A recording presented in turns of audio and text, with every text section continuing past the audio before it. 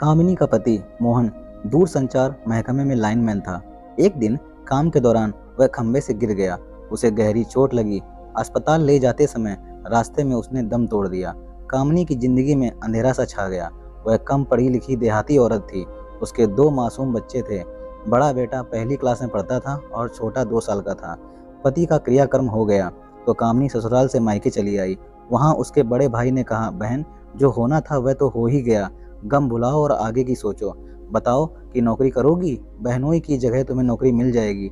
एक नेता मेरे जानने वाले हैं, उनसे कहूँगा तो वे जल्दी ही तुम्हारी नौकरी पर रखवा देंगे। कुछ तो करना ही होगा भैया, वरना इन बच्चों का क्या होगा। लेकिन मैं 8वीं तक ही तो पढ़ी हूँ, क्या मुझे नौकरी मिल पाएगी? कामिनी ने पूछा। चपरासी की नौकरी तो मिल ही जाएगी, मैं आज ही नेता से मिलता हूँ, उसका भाई बोला। उसके भाई की दौड़ धूप काम आई और कामिनी को जल्दी सी नौकरी मिल गई। बहन तुम बच्चों को लेकर शहर में रहो, मैं वहाँ आता जाता रहूँगा। कोई चिंता की बात नहीं है। तुम्हारी तरह बहुत सी औरतें हैं दुनिया में जो हिम्मत से काम लेकर अपनी और अपने बच्चों की ज़िंदगी संवार रही हैं। भाई ने बहन का हौसला बढ़ाया। कामिनी शहर आ गई और किराए के मकान में रहकर चपरासी की नौकरी करने लगी। उसने पास के स्कूल में बड़े बेटे का दाखिला करा दिया। कामिनी का भाई उसका पूरा ख्याल रखता था। वह बीच बीच में गांव से राशन वगैरह लेकर आया करता था।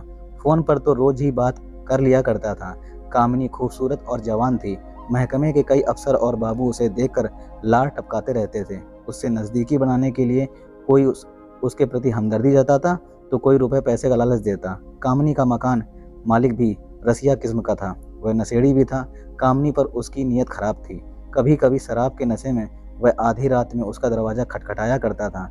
आते जाते कई मनचले भी कामिनी को छेड़ा करते थे। किसी तरह दिन कटते रहे और कामिनी खुद को बचाती रही। उसके साथ नीरज नाम का एक चपरासी काम करता था।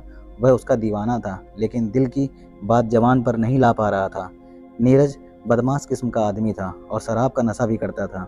वह अक्सर लोगों के साथ मारपीट किया करता था, लेकिन कामिनी से बेहद अच्छी बातें किया करता था। नीरज उसे भरोसा दिलाता था, मेरे रहते चिंता बिल्कुल मत करना, कोई आंख उठाकर देखे तो बताना, मैं उसकी आंख निकाल लूँगा। कामिनी को नीरज अक्सर घर भी छोड़ दिया करता था। कुछ दिनों बाद नीरज कामिनी को घुमाने फिराने भी लगा। कामिनी को भी उसका साथ भाने लगा। वह नीरज से खुलकर हंसने बोलने लगी। जल्दी ही दोनों के बीच प्यार हो गया। अब तो नीरज उसके घर आकर उठने बैठने लगा। कामिनी के बच्चे उसे अंकल कहने लगे। वह बच्चों के लिए खाने पीने की चीज़ें भी लाया करता था।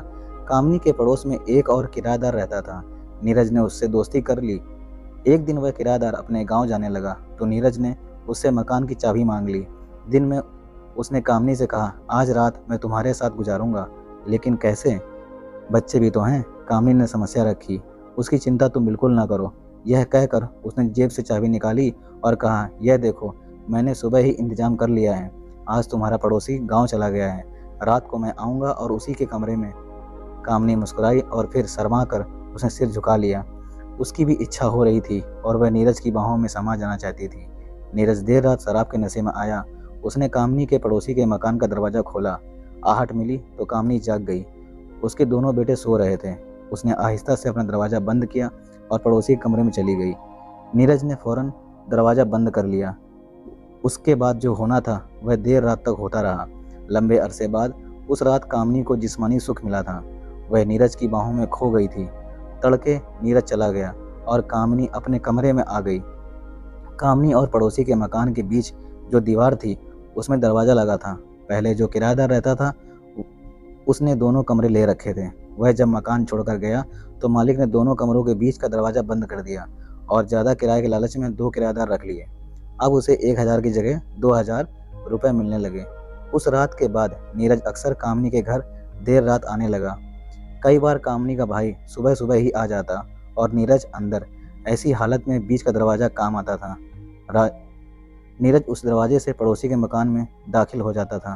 कामिनी के भाई को कभी शक ही नहीं हुआ कि बहन क्या गुल खिला रही है। वह तो उसे सीधी सादी गांव की भोली भाली औरत मानता था। नीरज का अपना भी परिवार था। बीवी थी, 4 बच्चे थे। परिवार के साथ वह किसी झुग्गी बस्ती में रहता था।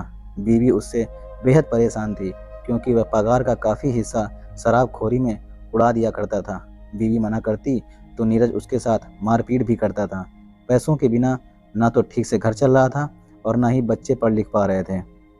पहले तो नीरज कुछ रुपए घर में दे भी दिया करता था, लेकिन जब से उसकी कामनी से नज़दीकी बढ़ी तब से पूरी तनख्वाह लाकर उसे ही थमा दिया करता था। कामनी उसके पैसों से अपना शहर का खर्च चलाती और अपनी तनख्वाह बैंक में जमा कर देती। वह काफ़ी चालाक हो गई थी। नीरज डाल डाल तो कामनी पात पात थी। उधर नीरज की बीवी घर चलाने के लिए कई बड़े लोगों के घरों में नौकरी का काम करने लगी थी। वह खून के आंसू रो रही थी, लेकिन उसने कोई गलत रास्ता नहीं चुना। मेहनत करके किसी तरह बच्चों को पालती रही। कुछ साल बाद रकम जुड़ गई तो कामनी ने ससुराल में अपना मकान बनवा लिया।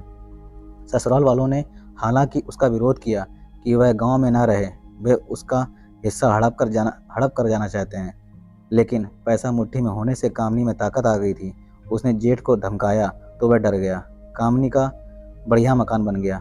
भैया तुम मेरे पास का टेलीफोन के दफ्तर में ट्रांसफ़र करा दो, नेता से कहकर, इससे मैं घर और खेती बाड़ी भी देख लूँगी। एक दिन कामनी ने भाई से कहा, मैं कोशिश करता हूँ। भाई ने उसे भरोसा दिलाया। कुछ महीने बाद कामनी का तबादला उसके गांव के पास के कस्बे में हो गया। यह जानकारी जब नीरज को हुई तो वह बेहद गुस्सा हुआ और बोला, मेरे साथ इतनी बड़ी गद्दारी! तुम्हारे चलते मैंने अपने बाल बच्चे छोड़ दिए और तुम मुझे छोड़कर चली जाओगी? ऐसा कतई नहीं होगा। या तो मैं तुम्हें मार डालूंगा या खुद ही जान दे दूंगा।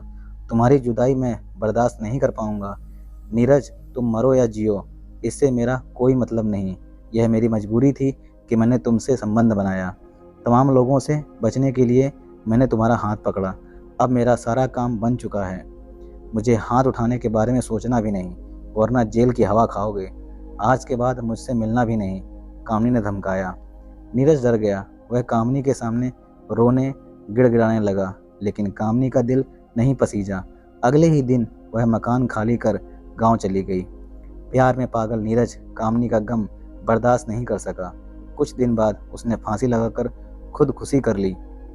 जब नीरज की पत्नी को उसके मरने की खबर मिली तो वह बोली, मेरे लिए तो वह बहुत पहले ही मर गया था। उसने मुझे इतना रुलाया कि आज उसकी मिट्टी के सामने रोने के लिए मेरी आंखों में आंसू नहीं बचे हैं। यह कहकर वह बेहोश होकर गिर पड़ी। नीरज के घर के सामने लोगों की भीड़ लग गई। लोग पानी के छींटे मारकर उसकी पत्नी को होश में लाने की कोशिश कर रहे थे। दोस्तों, इस तरह से अवैध संबंध बनाकर कामनी ने अपने शरीर की प्यास ही बुझाई और नीरज की और उसकी पत्नी की ज़िंदगी तबाह कर दी। दोस्तों, ऐसी स्त्रियों से बच के रहना चाहिए और अपने परिवार का अच्छे से ध्यान रखना चाहिए। कहानी कैसी लगी दोस्तों, कमेंट करके ज़रूर बताइएगा। और अगर चैनल पर नए हो तो चैनल को लाइक, सब्सक्राइब और शेयर ज़रूर कीजिएगा। मिलते हैं अगली कहानी, तब तक के लिए जय हिंद, नमस्कार दोस्तों। जय हिंद, जय भारत।